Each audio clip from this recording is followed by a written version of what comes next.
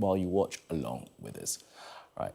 As I said, tonight we're joined by Allison Morris and Esther Krakue. Thanks both for being with us. Let's crack straight on with this, and we're going to start with the Daily Mirror. And this is the story.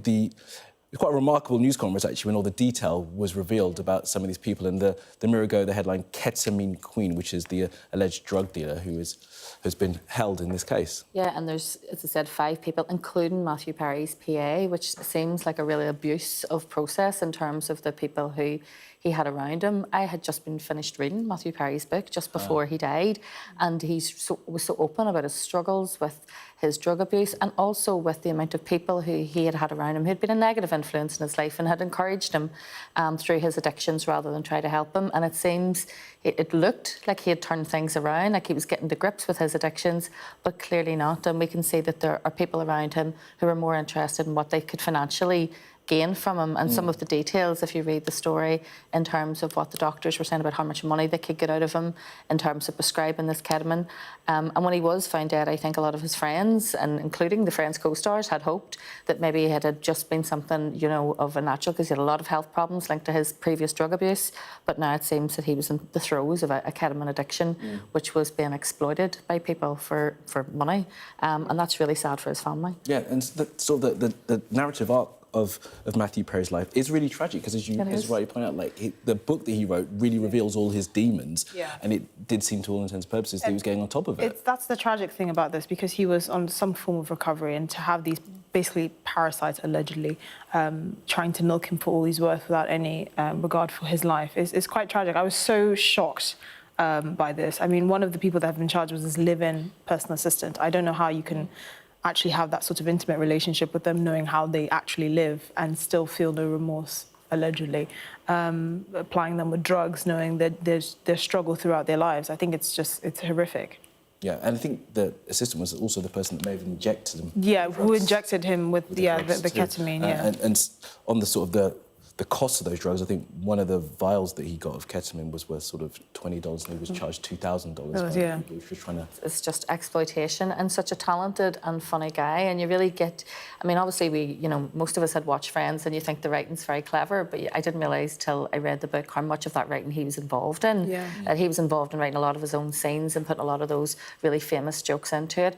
And when you think about what he could have done with his life had he not been consumed by this addiction, and also by people who, as you say, were parasites, exploiting him, knowing that he had money, and knowing that he was desperate. Just to put it into context, apparently, some of the ketamine supplied in 20 vials cost, in just the space of 2 months, cost Matthew Perry $55,000. 20 vials in 2 months.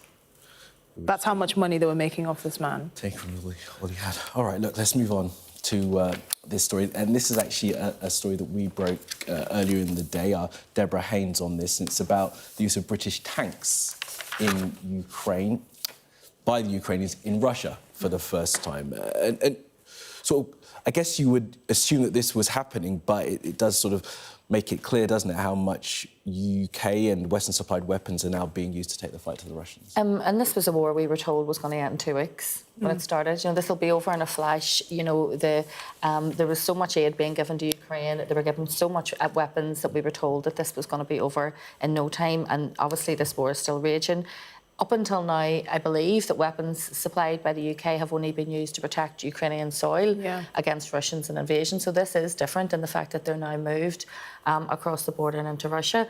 And I suppose globally the implications for that is then what does it do in terms of putting a target on Britain when it comes to Russians' retaliation for this, because now they are very much participants in this war rather than just assisting the Ukrainians, which I suppose is how Russia will try and portray this in any propaganda that comes from what's happening now. Well, that degree of separation has become a bit muddied. I mean, it's interesting because this was kind of one of Biden's red lines, it's not supplying the kinds of weapons that had the range to actually enter Russia proper. But obviously the British never made that sort of made that clear that the weapons that we supplied were not to be used to take the fight directly to Russia's door. It was only the Americans that had drawn that line, and basically all the other allies followed suit. But apparently this is in accordance with international law if it's actually still being used to defend Ukrainian territory or to protect against loss of life.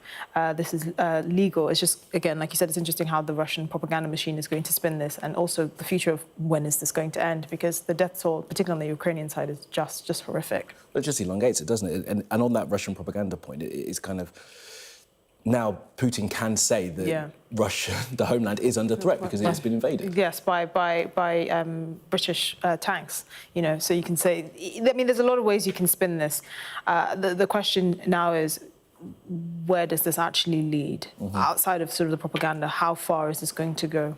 Yeah, and the parallels, well, as being Kursk and tanks is kind of not lost on many people who know the history of that region. All right, let's move on to The Guardian now, and the other huge war that's killing people in the Middle East, and the death toll now is said to be 40,000 by the Gaza Health Ministry, but some people think that may be an underestimate. Because the 40,000 is people who have been accounted for in terms of their bodies have been found. But as we know, most of Gaza is under rubble. And you see the pictures of it, it's just completely... There are people trapped, including babies, children, and their bodies have not been found, and therefore they're not counted officially in the death toll. So we have no idea what the actual death toll is in Gaza. And this has been, ongoing disappointment in terms of the influence that both Britain and America could have placed upon Israel and upon Netanyahu's government to call a ceasefire earlier on humanitarian grounds. And I just think that the longer this goes on, the more this is looking like some kind of land grab rather than a defence, which is what Israel is trying to say. We are defending after October 7th, and nobody is saying that Israel doesn't have the right to defend themselves. But what has happened now is so disproportionate to that you can't help looking like, is this Israel trying to completely eradicate Gaza and then instill some kind of land grab in the future? And I do think that a change in administration in America, or even a change of president, will that make a difference? We know that Israel has massive influence with the American government, but will Kamala Harris be different in terms of how she portrays this? Because we know that globally, including that ICJ ruling and everything else that's came before this is, I think that most of the world right now, no matter how much sympathy they had with Israel on October the 7th, are now looking at this and saying that this is completely disproportionate and it needs to stop. And there's disagreement as well within Israel from Benjamin Netanyahu and people on the right within his cabinet as well, against the defence minister, Yoav Gallant, who said that those war aims of destroying Hamas can never actually be achieved. And then the questions of what happens next has even been contentious. What does Gaza look like other than physically after this war is concluded? If there is a conclusion, there's speculation that this war is being prolonged to ensure the survival of people like Netanyahu. It's very interesting how sort of mainstream commentary has kind of shifted, particularly 10 months into this, but even before that, in recognition of the fact that Israel has a reputation problem now, because, 1 in 50 residents, this is a pretty conservative estimate, 1 in 50 residents in Gaza having died because of this conflict. The aims of this conflict are still not known. We don't know when this is going to wrap up.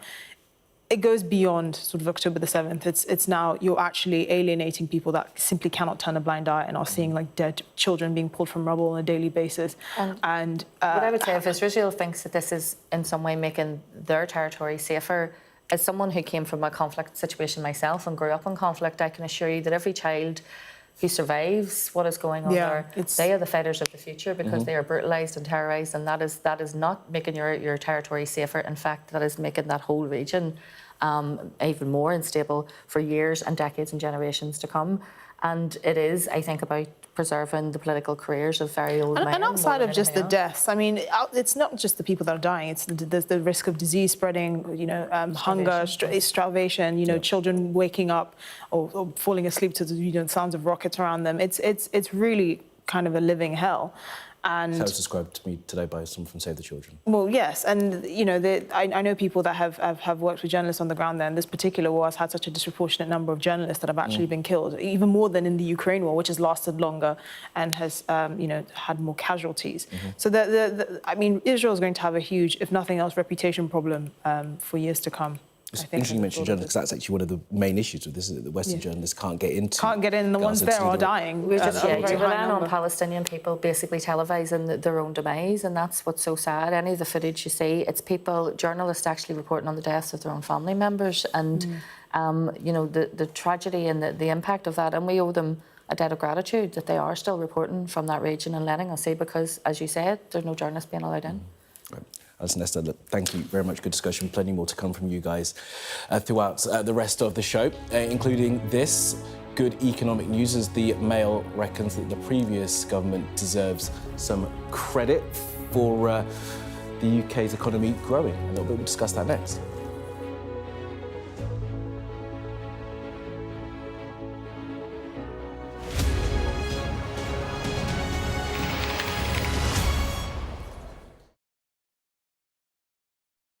The fact that they've brought this stone such a great distance is evidence that they must have been very well advanced and far more technologically advanced than a lot of people think. I think there's an ignorance of in how people perceive Stone Age Neolithic people, and they must have been much more technically competent and much more interlinked around the country than we give them credit for. If you start on one of the islands, of course, you have to bring it by sea for at least part of its journey. So if that was the case, it has to come over water.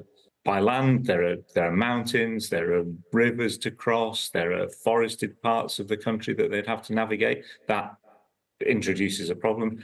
If it comes by water, you've got to get a 6-ton, 5-meter long piece of rock onto a boat or a raft, and then bring it down by sea. And some of that journey is treacherous. I think it will change how archaeologists perceive things. We knew that there were already connections between Stonehenge and northeast Scotland and the Orkney Islands. There are bits of pottery, but things that are very portable, things that you could keep in a pocket almost, you know. So that's not too difficult to imagine somebody walking down with those.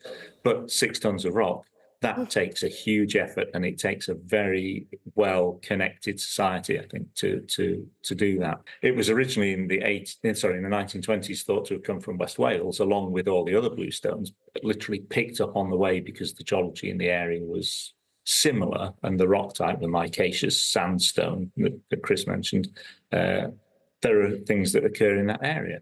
But as we looked more and more at this, it just didn't look right. And we decided a couple of years ago it wasn't coming from Wales. It was not Welsh in its character, that rock, and it must have come from somewhere else. And this is when the guys in Curtin in Australia got involved, did these analyses that give you a fingerprint of the age of the rock by looking at the ages of tiny little minerals within the rock, using radioactive decay of uranium to lead in the minerals, and that gives you a sort of clock. And then you match that fingerprint with fingerprints from the same sorts of rocks around the UK, and the fingerprint that matched was the Orcadian Basin in Scotland.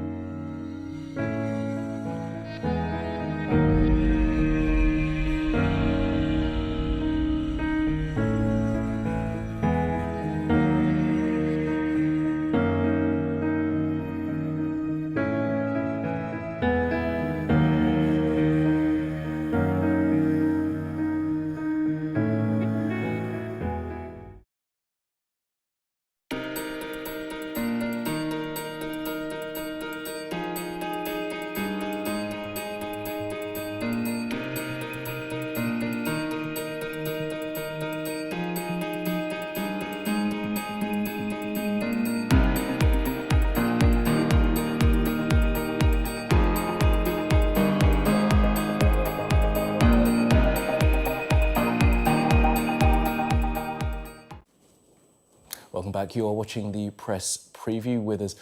Allison Morris and Esther Krakue. Guys, thanks very much for being with us. And as we know, Taylor Swift performed at Wembley Stadium tonight, the first time she's been back in the UK since last time she was here a couple of weeks ago. And we've had some news as well this evening, reported by The Mirror, that Taylor Swift, there it is, has reached out to some of those affected by the Southport stabbings, which I think many people were expecting her to do, but there you go, being reported now. Yeah, I would like to think that she would. You know, Taylor Swift is a woman who has made astronomical amounts of money in the back of those little girls, idolising her and loving her. And, you know, and I'm sure, like everybody else, she has been horrified at what's going on. And it's not just the Southport. We know that she's had to cancel some other concerts as well because of threats.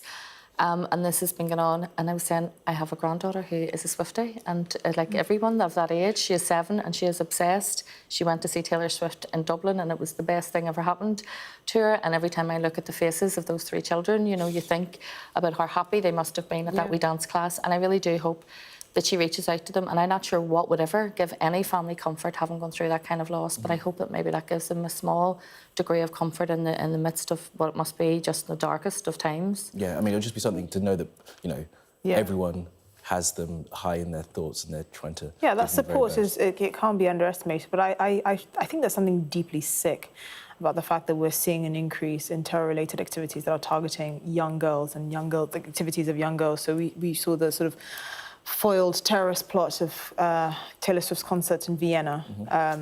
You know, the Ariana Grande concert in Manchester, which was also quite a scarring experience for Ariana Grande. When she did return to the UK, she did pay tribute to that. And it was quite moving because she was in tears, because in many ways she was also in her 20s, early 20s. She was also quite young and she was traumatized by it. But I think there is something so evil about targeting activities that, you know, young girls particularly would flock to. And I just, there's simply no words, honestly. It's the worst form of terrorism. Yeah, language does fail when it comes to that sort of atrocity, doesn't it? All right, let's move on to the front of The Guardian here, and A-level results day, which reminds me of my A-level results, which I'm not going to reveal live on national television, but it's always a nervy time. I sent out a few texts to my nephews today. I got one text back. He wasn't exactly delighted. Let's talk about the way The Guardian are reporting this, though, and this is a 2-tier system. Yes. There's a north-south divide in terms of the best-performing students. So, as expected, sort of private schools still outperform state schools, but actually students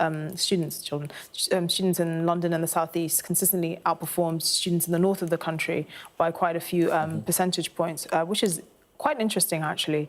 And you can see most of the applications for university, actually, people that got places in university were from the southeast of the country. And the starkest difference were in the northeast of the country, where they had the fewest students applying to university.